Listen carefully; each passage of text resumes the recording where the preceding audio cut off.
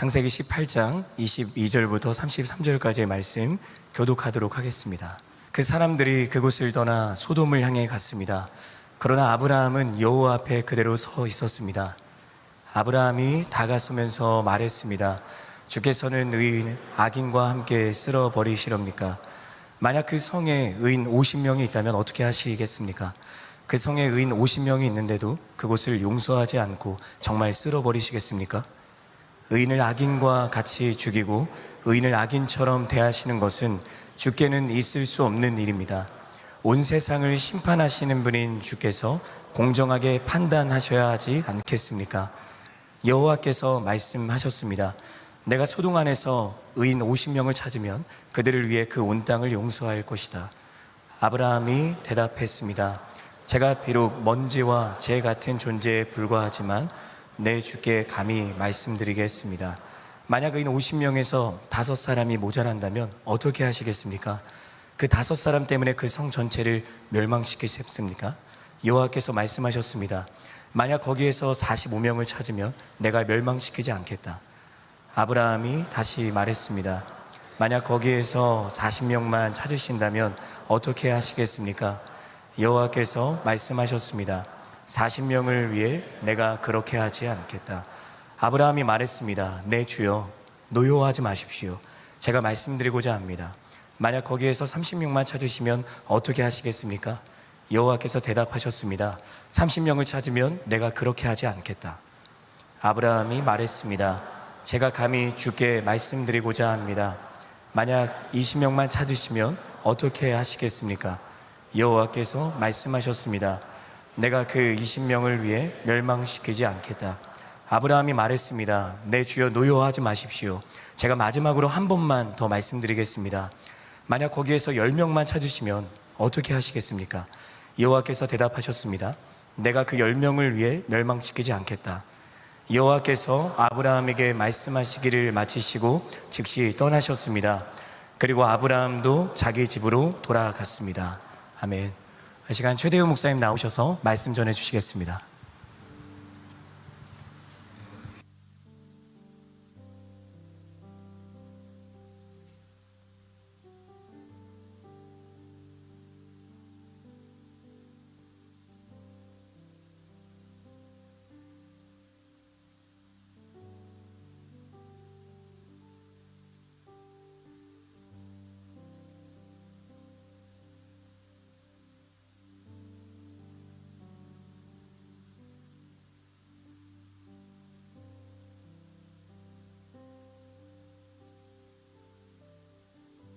합니다. 산책도 좋지만 이런 날씨에는 이렇게 시원한 예배당에 와서 또 하나님의 말씀을 듣는 게 우리에게 또 은혜인 줄로 믿습니다. 오늘은 중보를 향한 결단이라는 제목으로 함께 하나님의 말씀을 나누려고 합니다. 저는 양주를 살거든요. 그리고 방금 이곳에 방금까지 계셨던 그 전사님도 저랑 같은 아파트 양주 사셨는데 얼마 전에 밀락동으로 이사를 가셨어요. 양주를 가려면 이제 강변북로를 타고서 가야 되거든요. 근데 강변북로를 타고 가는 시간들이 대부분 제가 예배를 마치고서 가는 저녁 시간대다 보니까 좀 빨리 가고 싶은 마음 있지 않겠어요? 조금이라도 빨리 가야 뭐 새벽에도 나오고 이제 아침에 일찍 또 나올 수 있기 때문에 이제 빨리 가고 싶은데 번번이 제가 가려고만 하면 뻥 뚫려 있던 길들도 막 공사를 하고 있고 그렇게 제 앞으로 와가지고 제 갈 길을 막는 차들이 많고 그래서 은혜를 받고 집을 가다가도 이 강변북로 앞에서 이제 핸들만 잡으면 자기 부인을 해야 할 일들이 너무 많은 거예요. 그래도 뭐 이제 나라가 정한 법이 있고 또 이제 규율이 있으니까 이제 운전대를 잡고 이제 정속 주행을 하면서 이제 갑니다. 혹시 강변북로가 이 정속 주행 규정 속도가 몇 킬로미터인 줄 아시는 분 계세요? 80입니다. 80. 이제 가다 보면은 이제 80이라는 이제 속도 팻말이 있습니다. 이제 80을 이제 딱 걸어 놓고서 이제 가는 거예요. 제가 1차선을 가고 있었거든요. 근데 뒤에서 와, 어떤 차인지 기억도 나지 않습니다. 와가지고 거의 진짜 박을등 말등 제 그 후미까지 와가지고 하이빔을 그렇게 껐다 켰다를 하는 거예요. 막 클락션을 엄청 울리면서 옆에 다 비어 있는데 그냥 옆으로 해서 가시면 되는데 굳이 제 뒤로 와가지고 저를 어떻게든 제껴보시겠다고 양보하라고 이제 그렇게 이야기를 하는데 제가 양보하지 않았습니다. 왜냐하면 저는 80km로 달리고 있었고 그리고 저는 법을 지키고 있다는 생각을 하고 있었기 때문에 만약 갈 거면 그냥 네가 가라 이제 그런 마음으로 가다가 마음 가운데 뭔가 좀 불편한 마음이 있어서 제가 그 챗 GPT를 켰어요. 그리고 음성으로 이제 질문을 했습니다.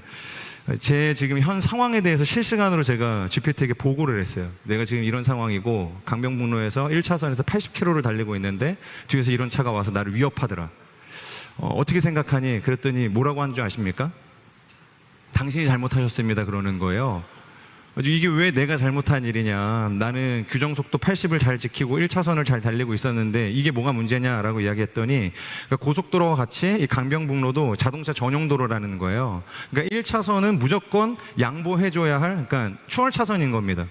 제가 그래도 이해가 가지 않는 거예요. 아니 아무리 추월차선도 좋고 양보차선도 좋다. 근데 규정속도라는 게 80으로 명확하게 딱 박혀 있고 나는 80으로 가고 있는데 만약에 뒤에 있는 차가 나를 추월하려면 80을 넘어가야 되는 거잖아요. 그러면 그 사람이 위법을 통해서 나를 추월하는 것까지 내가 양보해야 되냐? 되게 타당하지 않습니까? 그 운전하는 가는 가운데 제 마음의 노여움이 얼마나 컸는지 아시겠죠? 제가 막 이렇게 GPT랑 이제 싸움을 하고 있는데 GPT가 뭐라고 이야기하냐면 당신은 경찰관이 아닙니다. 그 위법에 대한 유무를 판단하는 건 경찰관이 할 일이지 당신은 양보차선, 추월차선이 있기 때문에 무조건적으로 양보해줘야 됩니다. 그렇게 이야기를 하는 거예요.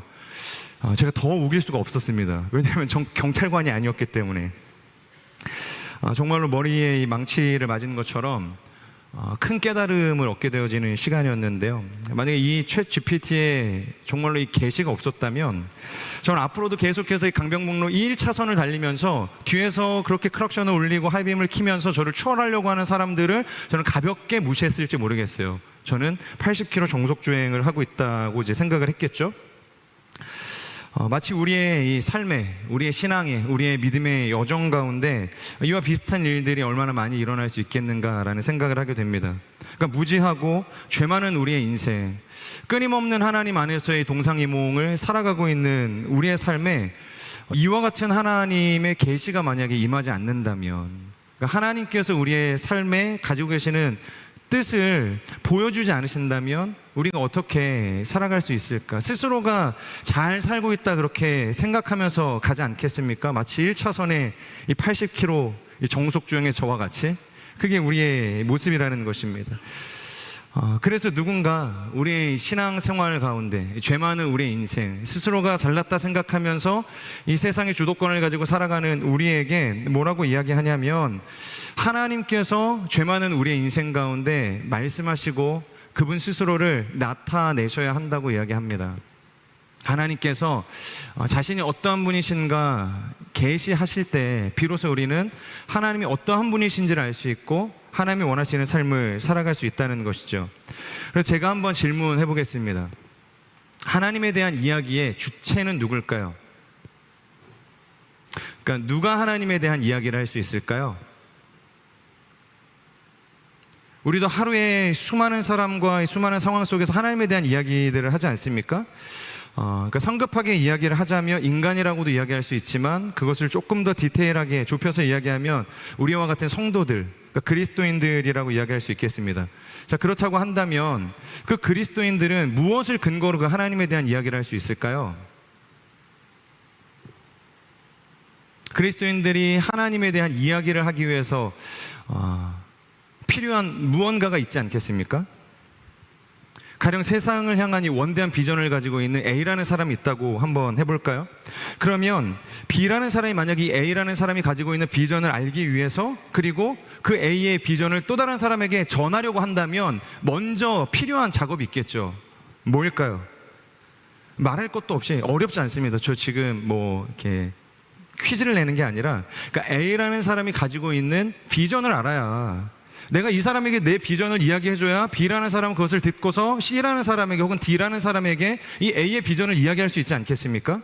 그러니까 마찬가지로 그러니까 우리가 하나님이라는 존재에 대해서 누군가에게 이야기하려면 하나님 이러한 분이셔 이렇게 우리가 복음을 선포하려면 그러니까 하나님을 직접적으로 경험해서 안다거나 아니면 하나님께서 우리에게 직접적으로 말씀해 주신다거나 아니면 누군가에게 이야기하는 것을 내가 듣거나 어떠한 형태로든 그분이 말씀하시는 이 계시 사건이 반드시 필요하다라는 것입니다.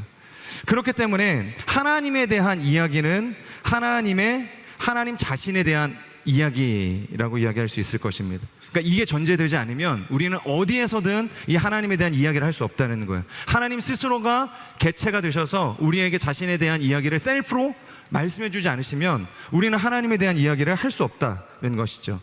그래서 이 이야기를 이미 이 독일의 신학자인 이 몰트만이라는 분이 이렇게 이야기를 하셨습니다.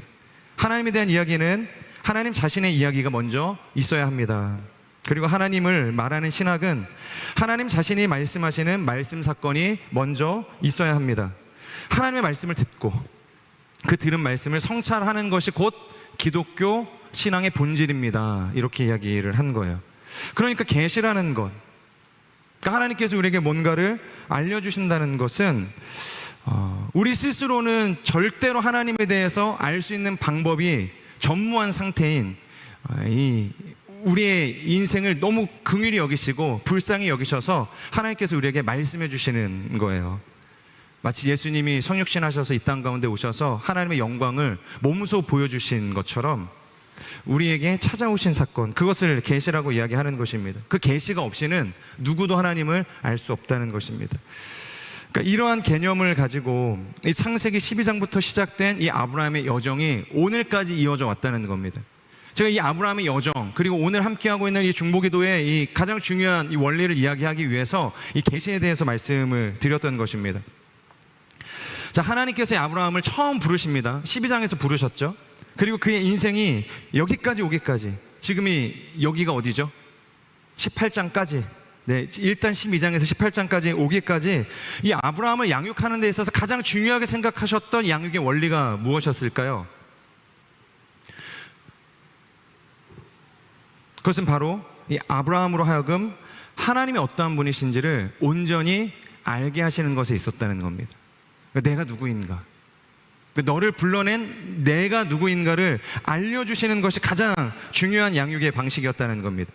이게 무슨 말이냐면, 여러분 신약시대, 그리고 소위 성령시대, 그리고 성경의 시대를 살아가고 있는 우리는 얼마든지 하나님을 알 수 있는 방식이 있죠. 방법이 있죠. 우리는 하나님으로부터 너무 큰 복을 받았습니다. 지금 이 순간 이 강대상에서 선포되어진 하나님의 말씀, 이것을 통해서 우리는 하나님에 대해서 인식할 수 있죠. 기도를 통해서 성령님이 우리 가운데 찾아오시면 우리의 마음을 조명하셔서 하나님의 깊으신 뜻을 우리에게 밝히 알려주신다. 그것이 에베소서의 핵심 아닙니까? 우리는 얼마든지 성경을 통해서, 성령을 통해서 하나님을 깊이 알아갈 수 있다는 거예요. 그래서 성경 읽기에 조금만 열심을 내시고 기도의 자리에 나가셔서 열심히 간절히 기도하시면 하나님께서 하나님을 알려주신다는 겁니다. 근데 반대로 이 아브라함의 시대를 생각을 해보자는 거죠. 그가 살던 시대, 단 한 줄의 성경책도 존재하지 않았고 하나님을 알 수 있는 어떠한 근거도 자료도 공동체도 없었습니다. 그리고 성령께서 지금처럼 이렇게 편만하게 운행하고 계셨던 시기도 아니었다는 거예요. 그러니까 아무리 열심을 가지고 성경 일독을 내가 하더라도, 하고 싶어도 할 수 있는 매개체가 없는 것입니다. 그러니까 하나님이라는 존재에 대해서 우리는 성경 일독, 길어야 뭐 한 6개월, 더 길면 한 1년 안에 우리는 성경 일독할 수 있잖아요. 근데 아브라함의 시대에는 단기간에 하나님이 어떠한 분이신가를 알아낼 수 있는 방법이 없었다는 거예요. 그렇기 때문에 아브라함의 시대에 하나님을 알 수 있었던 유일한 방법이 무엇이냐, 그것은 시간을 투자해서 하나님을 몸으로 겪는 것 말고는 방법이 없었다는 거예요. 제가 서두에 말씀드린 것처럼 하나님께서 먼저 아브라함의 인생에 찾아오셔서 자신에 대해서 말씀하시기 전까지는 아브라함은 어떠한 방법으로도 하나님이 어떠한 분이신가를 예측할 수도 알 수도 없었다는 것입니다. 마치 광야의 40년의 시간처럼 하나님께서 구름 기둥으로 가라고 하시면 가는 거고, 불 기둥이 멈춰 서라고 하면 멈춰 서는 것, 그렇게 천천히 하루 지나가면서 하나님께서 행하시는 일들을 통해서 하나님을 알아갈 수밖에 없었다는 것입니다. 그것이 지금의 이 아브라함의 인생이었다는 거죠. 자, 우리가 지금까지 이 본문의 내용들을 같이 나누었다고 생각을 하시고 12장에서부터 18장까지 그 사이에 정말로 많은 사건들이 있었거든요. 하나님께서 아브라함의 인생 가운데 많은 개입을 하셨어요. 그 과정의 목적이 뭐라고 했냐면 하나님이 어떠한 분이신지를 알려주기를 원하셨다는 것이죠. 그래서 이것을 마치 우리가 이 퍼즐 맞추기와 같다고 생각을 할 수 있는데, 가령 이 아브라함이 갈대아 우르에서 하나님의 음성을 듣게 됩니다. 그런데 이때 아브라함은 이 세상에 인격적인 신이 있는데 그 신의 존재가 형태를 가진 존재가 아니라 영으로 존재한다는 사실을 알 수가 없었어요. 그런 신이 있다는 것을 이야기하는 종교도 없었고 본 적도 없었고 얘기해주는 사람도 없었기 때문에. 이 말이 무슨 말이냐면, 당시 고대 근동지방의 사람들은 주로 믿었던 이 신의 형태가 뭐였겠습니까? 달이나 별이나 해와 같은 어떤 큰 나무와 같은 뭔가 이제 거대한 어떤 형상 아니었겠습니까? 그러니까 뚜렷한 어떠한 보여지는 형상을 신으로 숭배를 했다는 것입니다. 그러니까 나약한 자신보다 압도적으로 큰 존재가 있다면 그들은 내가 전부 섬길 수 있는 신이 될 수 있었다는 거예요. 그리고 모든 신들은 내가 있을 때 찾아와 주는 신이 아니었죠. 아브라함은 지금 하나님께서 찾아오셨죠, 갈대아 우르로.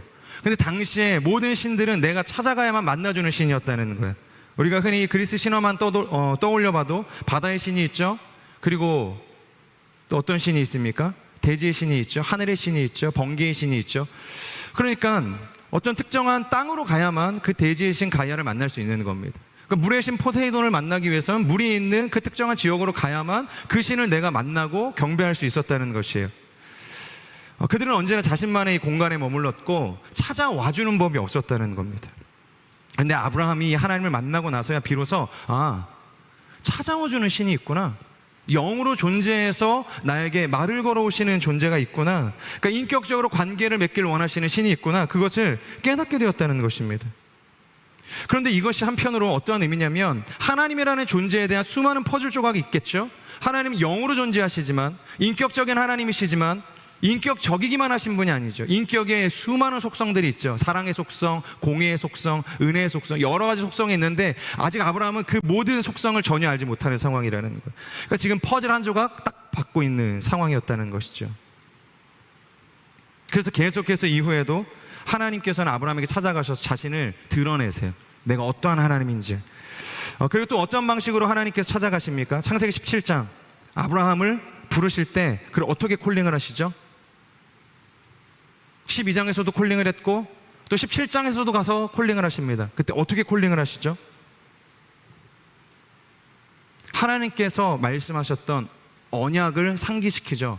그러니까 17장에서는 12장에서 했던 언약을 상기시키시고 12장에서는 언약이 주어진 적 없던 아브라함의 인생 가운데 내가 너를 복의 근원이 되게 할 것이다. 하나님께서 언약을 맺어주신다는 거예요. 그러니까 언약을 통해서 일하시는 하나님이시구나. 근데 갑자기 즉흥적으로 찾아와서 오늘부터 너 내 거 해 이러면서 가나안 가자 이렇게 이야기하시는 분이 아니라는 거예요. 하나님께서는 언제나 뭔가 관계를 맺으실 때는 언약적 관계 안에서 그 사람의 인생을 콜링하신다는 것입니다. 우리가 최근에 여호수아를 통해서 알게 되는 게 있죠. 하나님께서 이스라엘 민족을 가나안으로 보내기를 원하시죠. 근데 중간에 중도 이탈자들이 나옵니다. 누구죠? 르우벤과 갓과 므낫세 반지파가 중간에 모세에게 반기를 듭니다. 우리는 저 땅으로 가지 않겠습니다. 그리고 길앗 땅이 좋습니다. 이 야셀 땅이 우리에게는 목축을 하기에 너무 좋은 땅인 것 같습니다. 그래서 우리는 저기로 가지 않겠습니다. 가려면 당신들끼리 가십시오. 그리고 결정적으로 모세에게 뭐라고 항변을 하냐면 당신이 은혜를 아는 사람이라고 한다면, 그러니까 우리 두 지파 반에게 은혜를 입은 사람이라고 한다면, 그래서 평탄하게 지금 여기까지 왔다고 한다면, 그것을 기억하는 사람이라고 한다면 우리가 원하는 이 사소한 요구를 들어줘야 한다고 이 모세를 협박하지 않습니까? 그때 모세가 어떻게 반응합니까? 오케이, 내가 생각할 때도 이 땅이 가축을 치기에 굉장히 좋은 것 같아. 그리고 너희는 가지고 있는 가축이 많으니까 저곳에서 어차피 우리가 씨를 뿌려서 농사를 지을 건데 너네 부족에는 맞지 않아. 너네는 여기에 있어. 우리끼리 갈게. 그렇게 이야기합니까? 그러지 않고 굉장히 대노합니다. 그리고 지금 너희가 하는 이 행동은 40년 전에 너희의 조상들이 행했던 일들과 똑같은 일이다.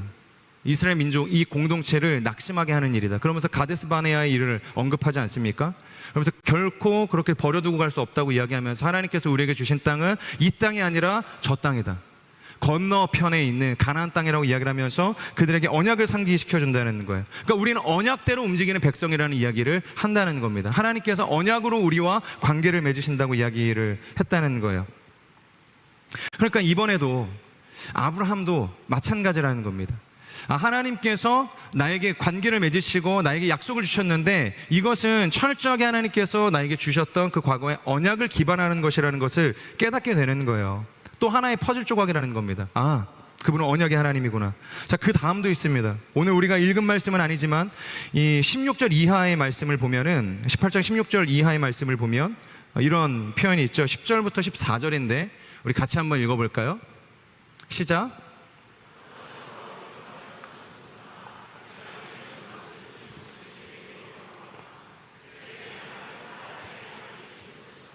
사라는 아브라함의 뒤에 있는 장막 입구에서 듣고 있었습니다.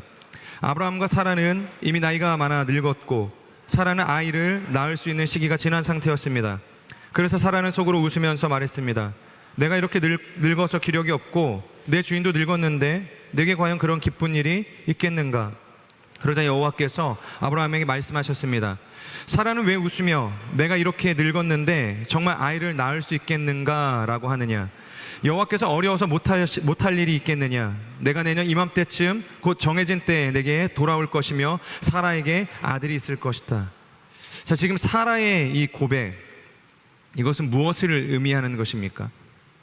자신의 삶에 아무런 소망이 없다는 것을 이야기하는 것이겠죠. 이미 자신은 폐경이 지나서 더 이상 여인으로서의 모든 기능이 다 상실한 입장 아닙니까? 아브라함도 사실 나이가 너무 많죠. 내 남편의 상태를 부인인 이 사라보다 더 잘할 사람이 어디 있습니까? 그러니까 우리 이 부부는 가망이 없다는 이야기인 것입니다. 근데 하나님께서는 그럼에도 불구하고 그 두 사람에게 찾아오셔서 특별히 사라에게 뭐라고 이야기하십니까? 내게 아들이 있을 것이다.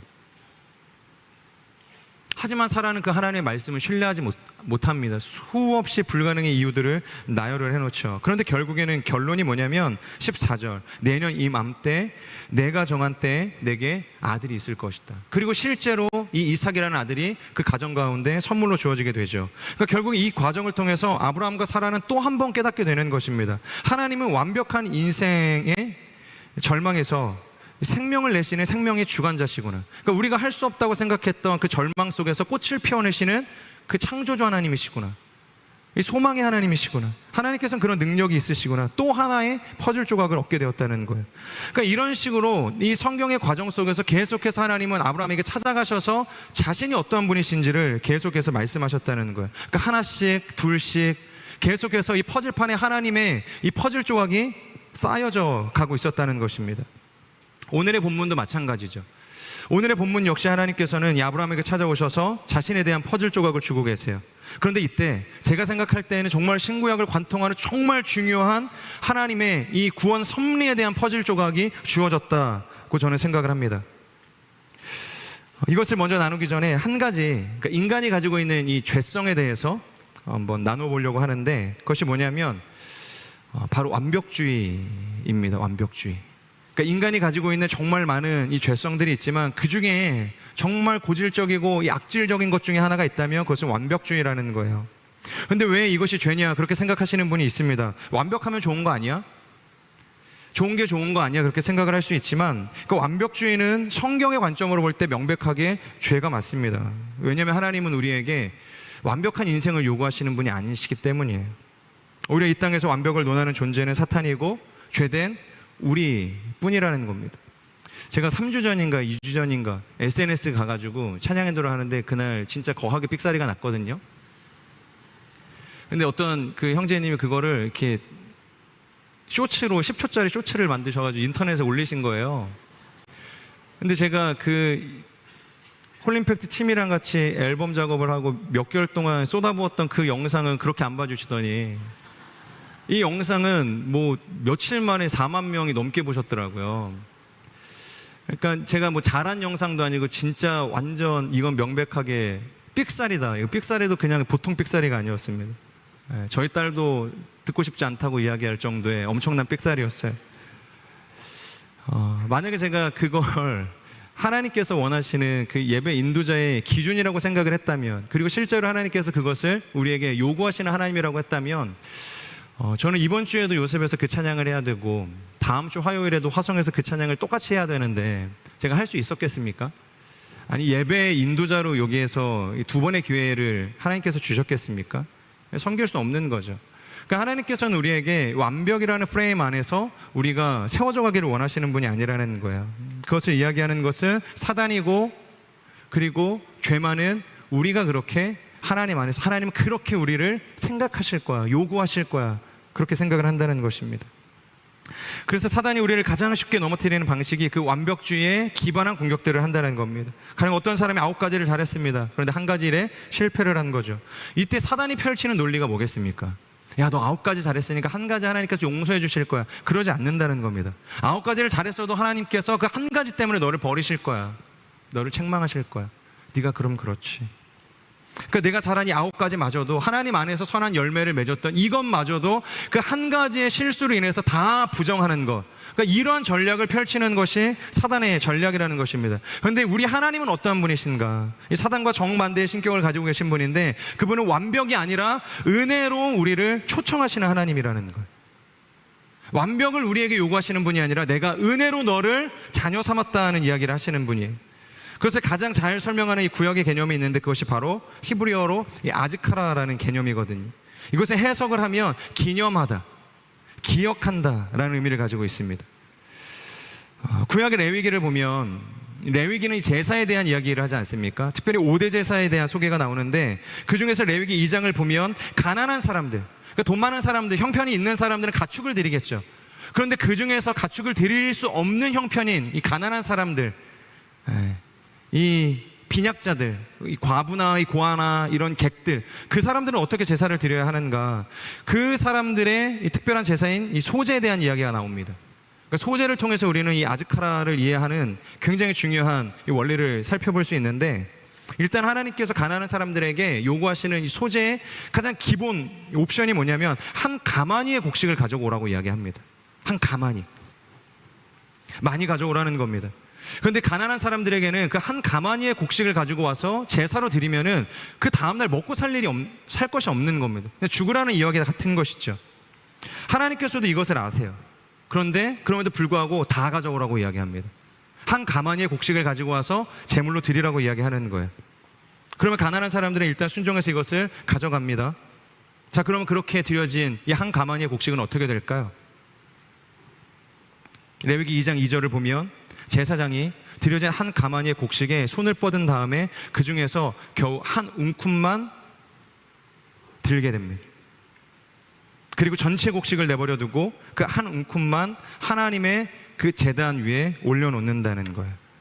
그리고 이때 이 한 움큼의 곡식을 성경에서는 기념물이라고 이야기를 하는데, 이것이 바로 히브리어로 아즈카라라고 이야기를 한다는 것이죠. 그러니까 이 말이 무엇을 의미하는 거냐면, 가난한 자들이 지금 비록 한 가마니의 곡식을 가지고 왔지만 실제로 제사장을 통해서 하나님께 드려진 제사의 이 곡식은 아주 작은 한 움큼에 불과했다는 것입니다. 그럼에도 불구하고 성경을 보면 하나님께서 그 한 움큼의 제물을 받으시고 내가 너의 전부를 받았다고 여겨주시는 거예요. 그리고 그것을 기념해 주시는 거예요. 선언해 주시는 겁니다. 그러니까 아주 작은 헌신을 마치 전체를 드린 헌신으로 기억해 주시는 이 하나님의 마음, 이것이 아즈카라의 원리라는 겁니다. 이 아즈카라의 원리를 기억하면서 오늘의 본문을 한번 보자는 거죠. 오늘 본문 16절을 보면 이제 아브라함에게 찾아왔던 천사들이 식사를 잘 끝내고 이제 소돔으로 향하게 되거든요. 근데 이때까지만 해도 아브라함은 그들이 왜 소돔 땅을 향해서 걸어가는지 알지도 못했고 사실 관심도 없었던 것 같습니다. 근데 17절을 보면 아브라함이 묻지도 않았는데 느닷없이 하나님께서 그에게 나타나세요. 그리고 뭐라고 이야기하시는가? 우리 17절 말씀 같이 한번 읽겠습니다. 시작.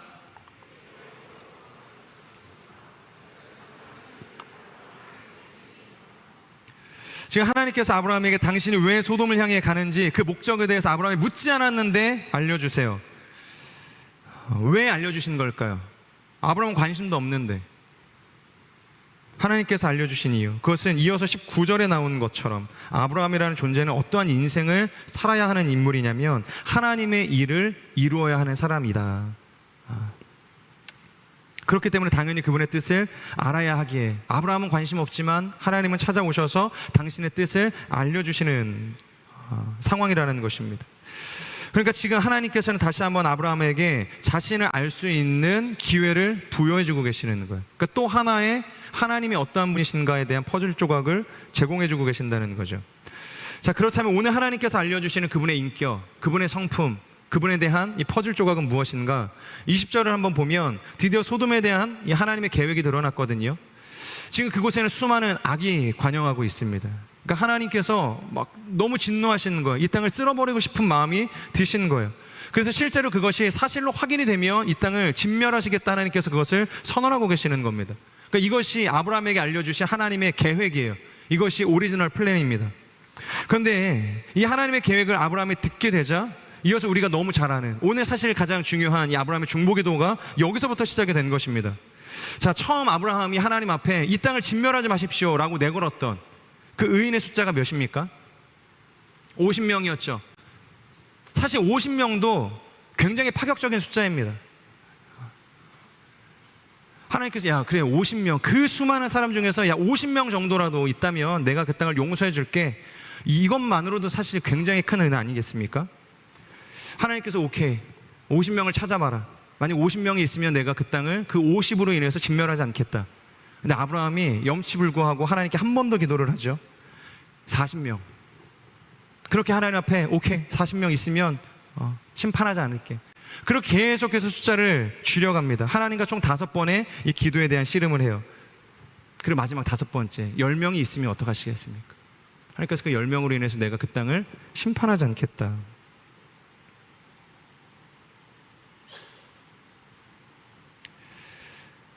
우리 26절의 말씀 같이 한번 읽어볼까요? 26절입니다. 시작.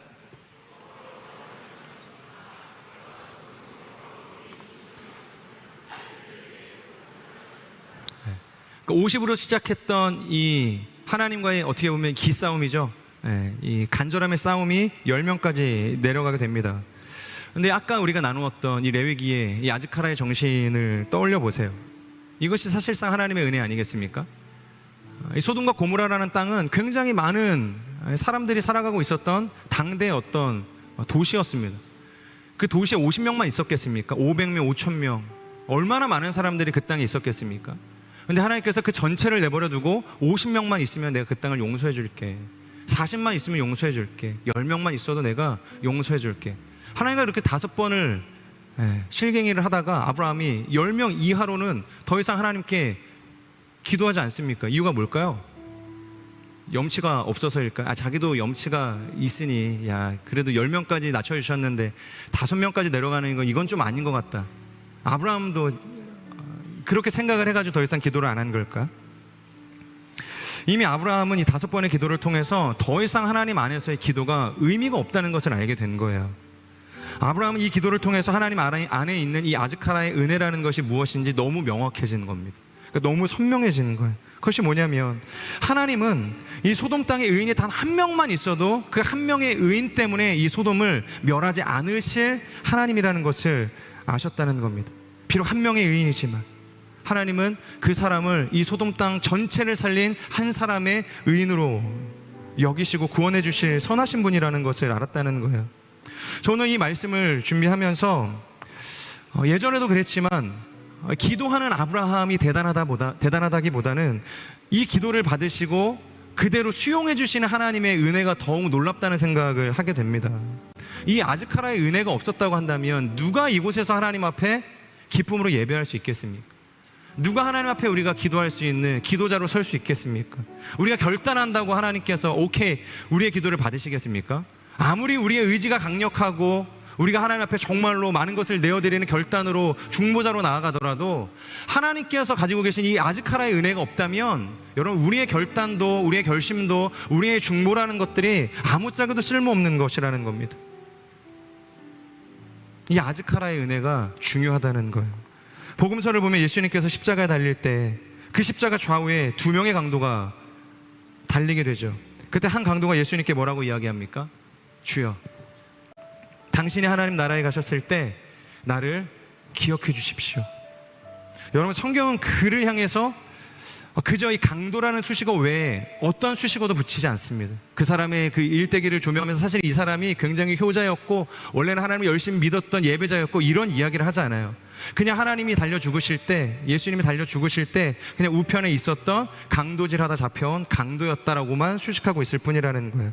그 외에 세계의 공관복음에도 똑같이 강도로만 표기가 되어 있다는 것입니다. 여러분, 이 말이 무슨 의미겠습니까?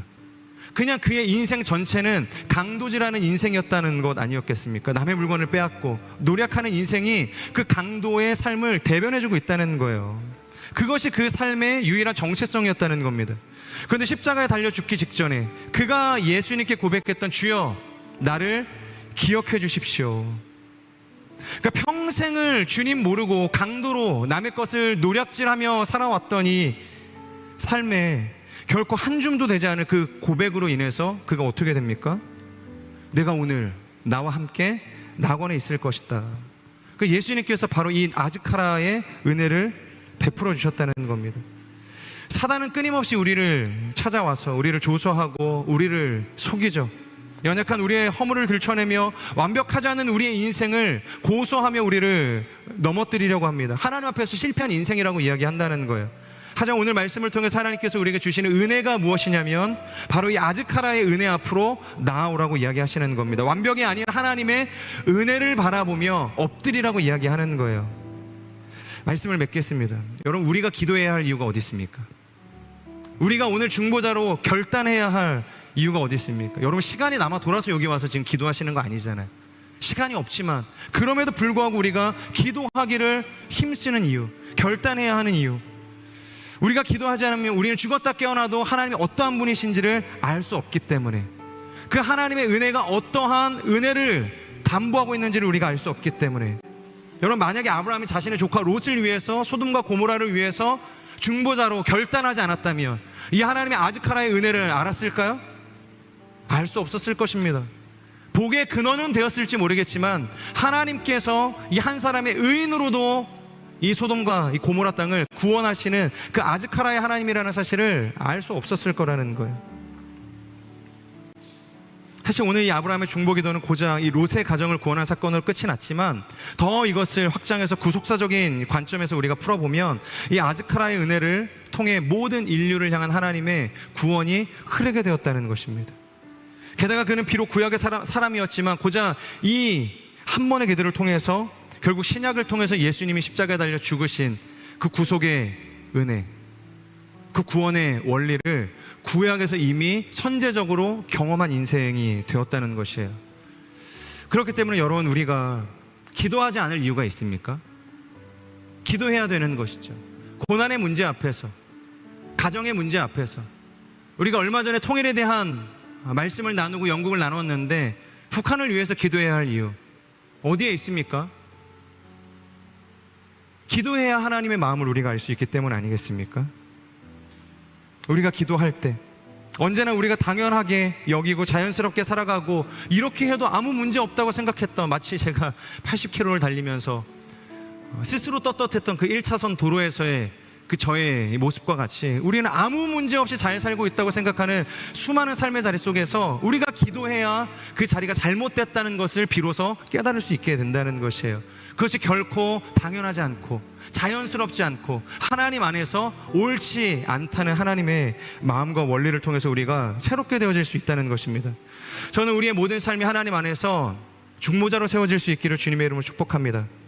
아브라함과 같이 하나님 앞에 중보자로 헌신하며 중보의 기도를 올릴 때 우리가 미처 알지 못했던 하나님 안에서의 그 하나님의 놀라운 그 인격을 우리가 깨닫게 되어지는 은혜가 있기를 주님의 이름으로 축복합니다.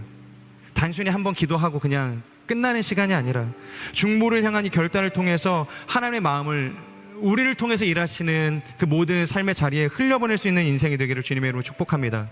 우리 같이 한번 기도하겠습니다. 기도하실 때 하나님, 중보를 향한 우리의 결단이 요구가 되어집니다.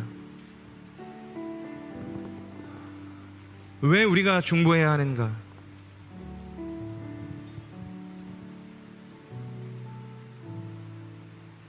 중보를 해야 나도 살고 중보가 향하는 그 대상도 살기 때문입니다.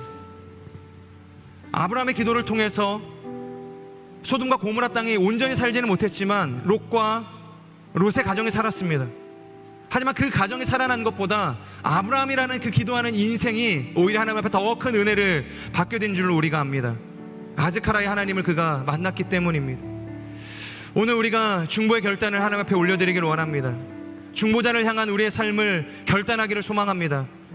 이것은 우리가 결단해야 할 모든 땅을 주님 앞에 올려드리며 회복을 구해야겠지만, 또 한편으로는 우리의 삶이 지금껏 알지 못했던 하나님에 대한 온전한 그 퍼즐 조각을 누리는 인생으로까지 자라게 하여 주시옵소서.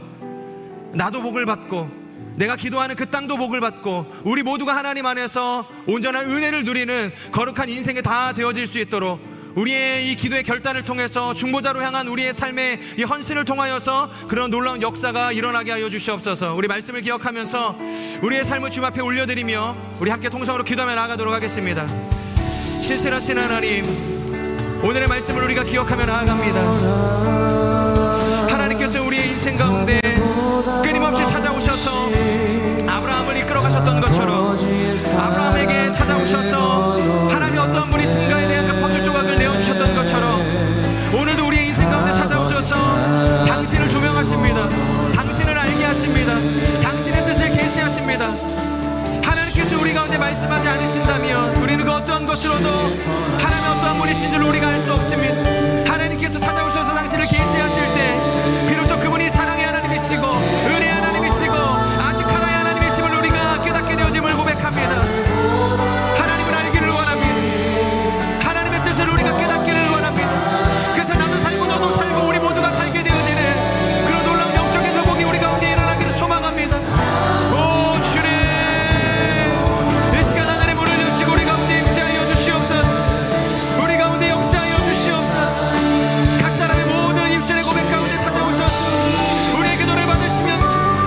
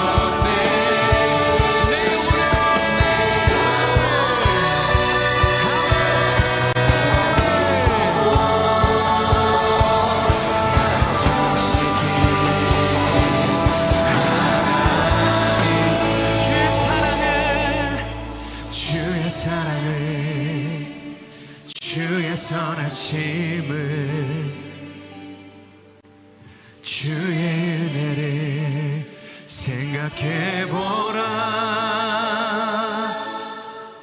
하늘보다도 더 높으신 아버지의 사랑 크고 놀랍네. 아버지 사랑 크고 놀랍네. 아버지 사랑 크고 놀랍네. 아버지 사랑 크고 놀랍네. 아버지 사랑 크고 놀랍네. 아버지 사랑 크고 놀랍네. 우리 한 번 더 기도하며 나아갑시다. 하나님, 오늘 우리가 기도하며 나아갈 때 다시 한번 그 아버지의 크신 사랑을 기억하며 나아가는 은혜가 있게 하여 주시옵소서. 그 한 움큼에 불과했던 그 곡식의 제물을 받으시고 이것을 전부로 여겨주셨던 그 하나님 아버지의 그 사랑이 오늘 날 찾으시는 사랑인 줄로 우리가 믿습니다. 그 수많은 죄인들이 관영했던 그 소돔과 고모라 땅 가운데 그 10명의 의인만으로도 하나님께서는 결코 이 땅을 진멸하지 않으시고 살리시겠다 말씀하시는 그 하나님 아버지의 그 사랑을 바라보며 나아갑니다. 끊임없이 우리 인생 가운데 찾아와서 우리를 넘어뜨리는 모든 악한 사단의 그 고소하는 소리로부터 우리가 대적하게 하여 주시옵소서. 그 하나님의 그 사랑으로 승리하는 인생들 다